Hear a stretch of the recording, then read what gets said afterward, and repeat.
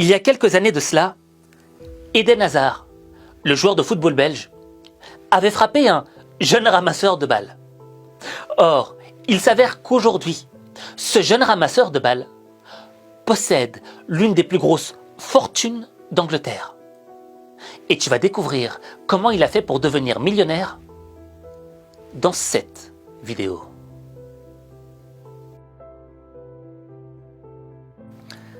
On est en 2013 en Angleterre. La petite équipe de Swansea affronte le grand Chelsea en match éliminatoire de la Coupe de la Ligue anglaise. Et il s'avère qu'à la surprise générale, Swansea est en train de mener 2-0 face à Chelsea. Le Chelsea d'Eden Hazard, le Chelsea qui remportait tout sur son passage. Et là, les commentateurs sont surpris, les fans sont surpris. Et tout d'un coup, on se dit que Swansea pourrait se qualifier. Et à un moment du match, vers la 80e minute, le ballon sort. Et là, tu as un jeune ramasseur de balles qui s'appelle Charlie Morgan, qui ramasse le ballon.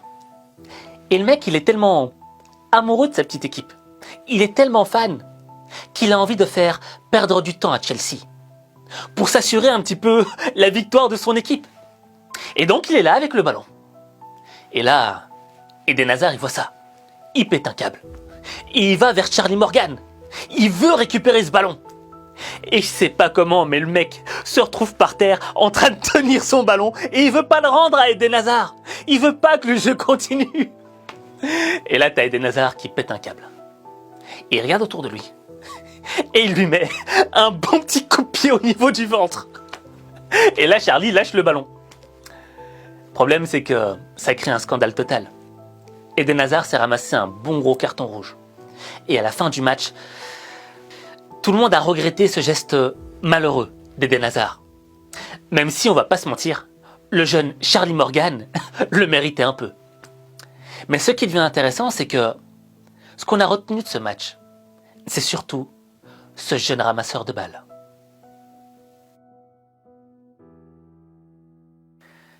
Aujourd'hui, Charlie Morgan a 26 ans. Et devine quoi? Le mec est millionnaire. L'une des plus grosses fortunes du Royaume-Uni.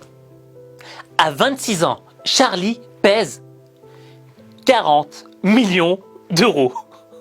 Je répète, 40 millions d'euros.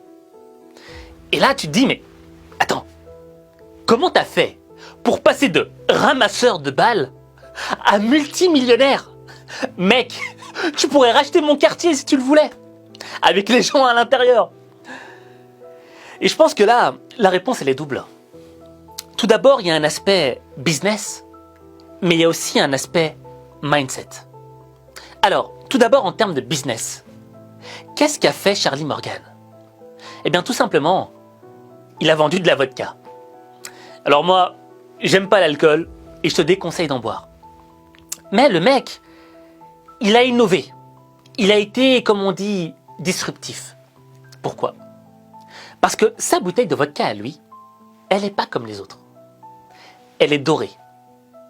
Et le contenu liquide, la vodka, elle a différentes couleurs. Elle peut être bleue, elle peut être rose, elle peut être verte, elle peut être d'une autre couleur. Je veux dire, en termes d'innovation, c'est pas un truc énorme. Ça casse pas à trois pattes à un canard. Mais ça a suffi à faire exploser son projet. Et en pleine pandémie, ces bouteilles se sont vendues par milliers.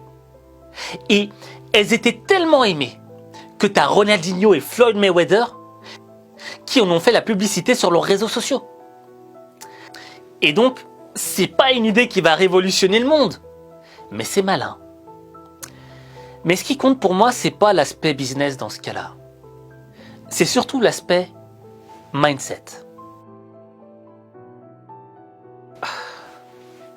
Quand je vois cette histoire, il y a une citation qui me vient à l'esprit. L'habit ne fait pas le moine. Et je vais te poser une question. Et réponds-moi sincèrement. Si tu avais vu Charlie Morgan en tant que ramasseur de balles, est-ce que tu te serais dit que ce mec est impressionnant? Moi, pour ma part, je me disais, voilà, ramasseur de balles, quoi. Il aime bien le foot. Mais quand tu apprends qu'il est devenu l'une des plus grosses fortunes d'Angleterre, ben ton regard change par rapport à lui. Je veux dire, s'il était venu chez moi en tant que ramasseur de balles et qu'il m'avait dit « Aziz, j'ai besoin de 50 000 euros pour lancer ma marque de vodka. Je te promets que tu vas être millionnaire. » Je lui aurais dit « Écoute Charlie, je t'aime bien, hein, mais va ramasser des balles s'il te plaît. » Mais s'il était venu chez moi en tant qu'entrepreneur multimillionnaire et qu'il m'aurait dit « Aziz, mets 50 000 euros là-dedans et je te promets que tu deviens millionnaire. » Je n'hésite même pas. Je lui dis « Tiens, prends les 50. Vas-y, dans 10-15 ans, c'est pas grave. J'ai confiance en toi. » Pourquoi ? Parce que mon premier jugement compte. En tant qu'être humain, lorsqu'on voit des gens, on a tendance à les analyser. C'est un processus naturel.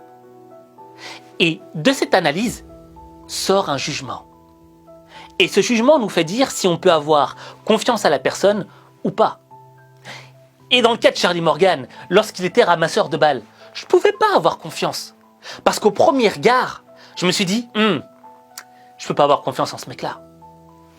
Mais Charlie, entrepreneur, j'ai confiance mon pote, t'es même mon meilleur ami. T'es mon frère Charlie, je compte sur toi. Tu vois ? Et c'est là que je suis à moitié d'accord avec l'expression « l'habit ne fait pas le moine ». Certes, l'habit ne fait pas le moine. Mais ce qui y habite fait le moine.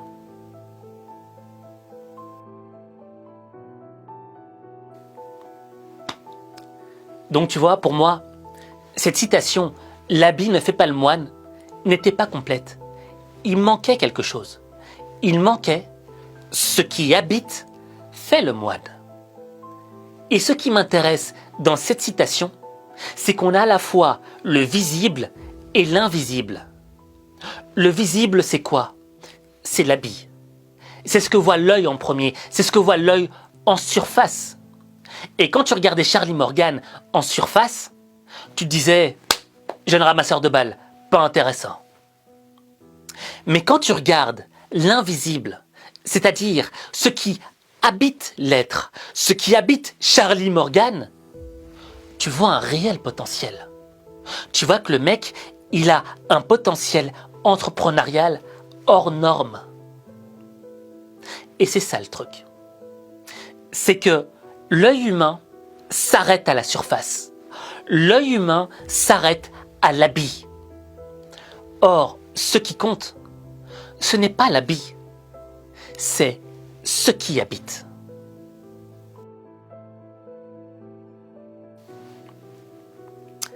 Et là, tu vas me dire, Aziz, t'as totalement raison.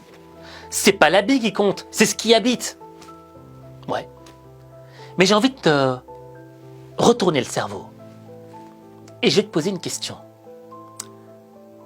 Toi, combien de fois tu t'es arrêté ?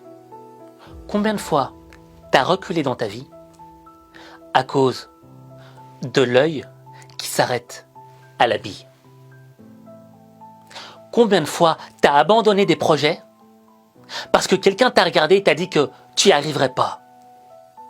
Combien de fois t'as douté de toi-même parce que le regard qu'on a posé sur toi disait que t'étais un loser, que tu valais pas grand-chose, pas plus qu'un ramasseur de balles. Au fait, c'est toujours plus facile pour nous de regarder les autres et de dire que les autres ont du potentiel, que les autres peuvent y arriver. On aime motiver les autres. Mais dès qu'il s'agit de toi, t'as un frein. T'y arrives pas. T'es bloqué. Or, ce qu'on a appliqué là à Charlie Morgan, faut que tu te l'appliques à toi-même. Parce que tu vois, ce que tu as au fond de toi-même, ton potentiel, ton talent, il n'y a personne qui peut le voir. Et moi, je sais que tu as un potentiel, que tu as un trésor caché au fond de toi. Mais je ne sais pas il a quoi comme forme. Je ne sais pas c'est quoi exactement.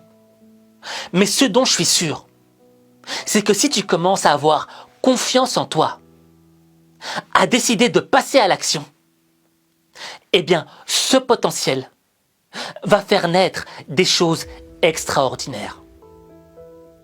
Et c'est quand tu commences à croire en toi et à arrêter de te fixer sur le regard des autres que tu commences vraiment à transformer ta vie.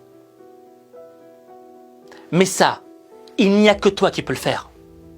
Il n'y a que toi qui peux faire naître les fruits du potentiel qui enracine ton être. Il n'y a que toi.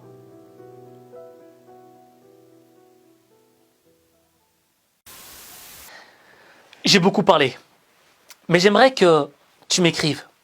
J'ai envie que tu participes à cette vidéo. C'est la raison pour laquelle je te demanderai de mettre en commentaire quel est ton potentiel, ton talent à toi. Est-ce que c'est le foot? Est-ce que c'est le business? Est-ce que c'est le basket? Le baseball? Bon, il n'y en a pas beaucoup de baseballeurs en Europe et en Afrique. Mais c'est quoi le truc qui te passionne à toi? Le truc où tu te dis, là, j'ai un réel potentiel. Écris-le. Parce que quand tu vas l'écrire, ça va le solidifier en toi. Et tu vas encore plus croire en toi. Et quand un œil qui s'arrête à la bille viendra te dire « Non, mais c'est pas fait pour toi », tu te rappelleras que ce qui t'habite, c'est ce potentiel extraordinaire.